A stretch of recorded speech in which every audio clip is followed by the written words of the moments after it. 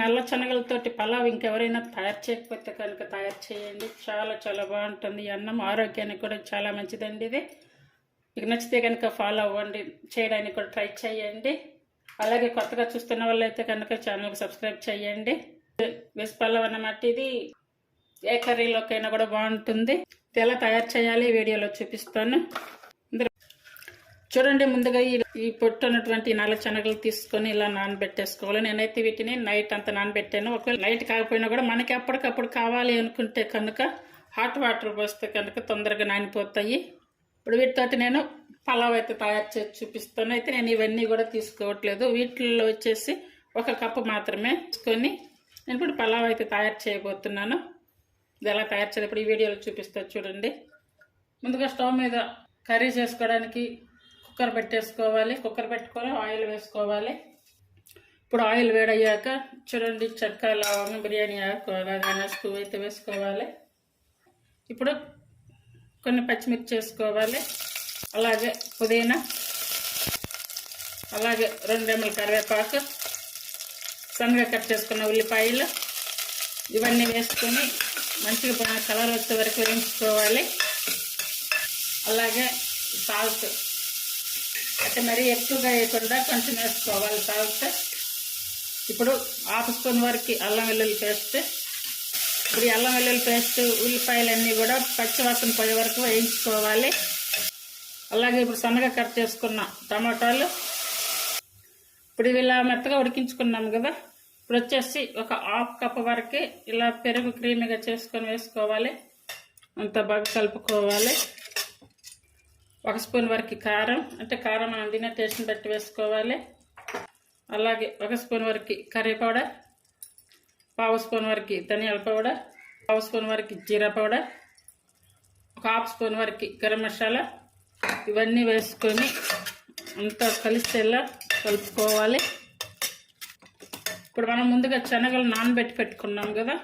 ఇప్పుడు ఆ శనగలు వచ్చేసి 1 కప్పు వరకు అయితే ఇలా ఈ నానబెట్టుకున్నటువంటి ఈ శనగలను వేసుకోవాలి. ఇప్పుడు ఈ శనగలు వేసుకున్నాం కదా, ఈ శనగలకి ఇప్పుడు ఈ వాటర్ అయితే మనం శనగలు ఏ కప్పుతో తీసుకున్నామో అదే కప్పుతోటి 2 కప్పులు అయితే తీసుకోవాలి. అంటే 2 కానీ లేదంటే 1.5 కానీ తీసుకోవాలి. ఎందుకంటే ఆల్రెడీ ఈ కర్రీలో వాటర్ శాతం ఎక్కువగా ఉంది. అందువల్ల ఇక్కడ వాటర్ అయితే కొంచెం తగ్గించుకొని తీసుకోవాలంటే ఎక్కువగా పులుసుగా అలా రాకూడదు. శనగలు ఉడికిన దానికి కరెక్ట్గా ఉండాలన్నమాట. కొంచెం అటు ఇటుగా ఉండాలి. నేను 1.5 కప్ అయితే వాటర్ తీసుకున్నాను. ఇప్పుడు వచ్చేసి కుక్కర్ మూత పెట్టేసుకొని విజిల్ పెట్టేసుకొని 5 విజిల్స్ అయితే రావాలి. ఫస్ట్ విజిల్ అయితే ఫుల్ ఆన్ మీద ఉంచుకోవాలి. ఇవి ఉడికేలోపు ఇప్పుడు ఇటు సైడ్ రైస్ అయితే తయారు చేసుకోవాలి. ఇప్పుడు రైస్ కోసం ఒక బౌల్ తీసుకొని అందులో రైస్ అయితే వేసుకోవాలి. నేను 1.5 కప్ రైస్ అయితే తీసుకున్నాను. ఈ రైస్ మామూలు రైస్ అన్నమాట, బాస్మతి రైస్ కాకుండా మామూలు రైస్ తీసుకున్నాను. ఇవి కాదనుకుంటే కనుక బాస్మతి రైస్తో కూడా చేసుకోవచ్చు. ఇప్పుడు ఇవి కడిగి పెట్టేసాం కదా, కొంచెం వాటర్ పోసి నానబెట్టేసి పక్కన పెట్టుకోవాలి.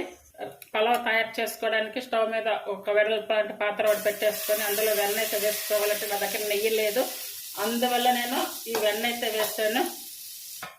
ఇది పచ్చి వెన్న కదా అనుకోవచ్చు, కానీ ఒక 2 మినిట్స్ అలా ఉంచేసుకుంటే కనుక ఇది మంచిగా నెయ్యి అయిపోతుంది కదా. అలాగే 1 టేబుల్ స్పూన్ వరకు ఆయిల్ వేసుకోవాలి. అలాగే 1/2 స్పూన్ వరకు షాయి జీరా, అలాగే కొన్ని పుదీనా ఆకులు. ఇప్పుడు ఇది నానబెట్టుకున్నాం కదా రైస్, ఈ నానబెట్టుకున్నటువంటి రైస్ ఇందులో వేసుకోవాలి. ఇప్పుడు వచ్చేసి రైస్ తీసుకున్నాం కదా, ఇప్పుడు వాటర్ వేసుకోవాలి. ఈ వాటర్ వచ్చేసి అంటే నేను 1.5 గ్లాస్ రైస్ తీసుకున్నాను కదా, ఈ 1.5 గ్లాస్ రైస్కి వాటర్ వచ్చేసి 3 గ్లాసెస్ అయితే పోసుకోవాలి. అయితే ఇప్పుడు ఇక్కడ రైస్కి వాటర్ వచ్చేసి కొంచెం తగ్గించి అయితే తీసుకున్నాను. ఎందుకంటే ఆల్రెడీ అక్కడ మనకి శనగలు కర్రీ అయితే ఉంది, అది కొంచెం అందులో వాటర్ కూడా ఉంటుంది కాబట్టి ఈ వాటర్ అయితే కొంచెం తగ్గించి తీసుకోవాలి. అలాగే టేస్ట్ సరిపడా సాల్ట్ గమనించుకొని వేసుకోవాలి. ఆల్రెడీ కర్రీలో వేస్తుంది. అంతా కూడా బాగా కలిపి ఇప్పుడు మూత పెట్టి ఉడికించుకోవాలి. ఫుల్ ఆన్ మీద పెట్టుకోవాలి ఫ్లేమ్.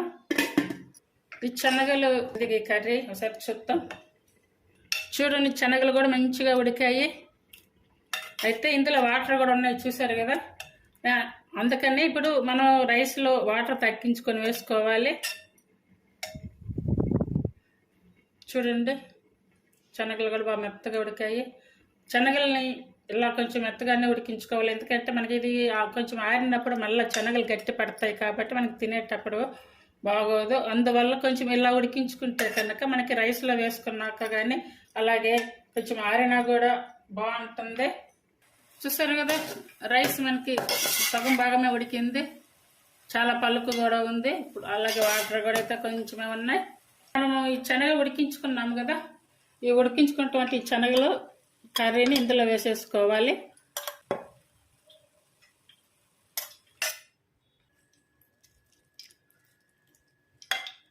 ఇప్పుడు ఇది ఇలానే మూత పెట్టి ఒక 10-15 నిమిషాలు సిమ్ మీద పెట్టేసుకొని ఉడికించుకోవాలి.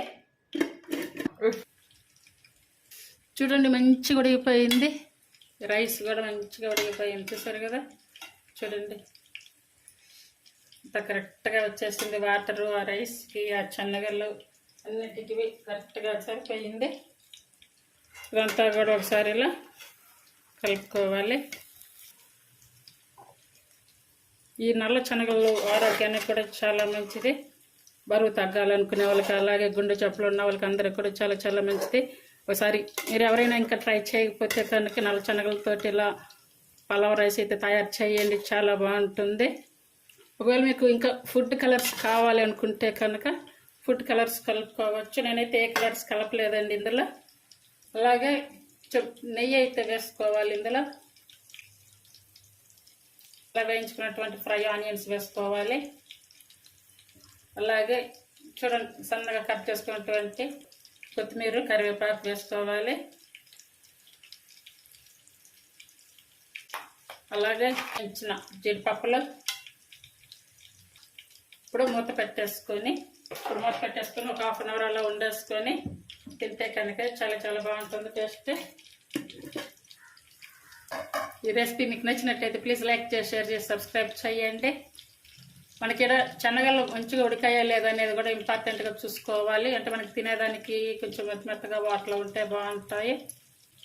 హైప్ ఆప్షన్ ఉందంటే హైప్ ఆప్షన్ ఇచ్చి ఛానల్ సపోర్ట్ చేయండి. ఇందులోకి నేనైతే గోంగూర పులుసు కూర అయితే తయారు చేస్తున్నాను. రైస్లోకి చాలా చాలా బాగుంటుంది. ఇది తినడానికి అయితే రెడీగా ఉంది. చూసారు కదా అన్నం కూడా బాగా పొడి పొడిగా వచ్చింది. చక్కగా ఈ నల్ల శనగలన్నీ కూడా చక్కగా ఉడిగిపోయాయి.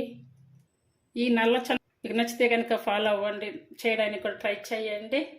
అలాగే కొత్తగా చూస్తున్న వాళ్ళు అయితే కనుక ఛానల్కి సబ్స్క్రైబ్ చేయండి. వెజ్ పలావ్ అన్నమాట. ఇది ఏ కర్రీలోకైనా కూడా బాగుంటుంది. వెజ్ నాన్ వెజ్ అన్నిటిలో కూడా చాలా చాలా బాగుంటుంది. చూడండి దీంట్లో నేనైతే గోంగూర తయారు చేశాను. అలాగే పెరుగు పచ్చడి, రైతా, ఇది కీర దోసకాయ వేసి చేసాను అన్నమాట. టేస్ట్ కూడా బాగుంటుంది. చాలా మంచి రెసిపీ, చాలా ఆరోగ్యకరంగా కూడా ఉంటుంది. Thank you for watching.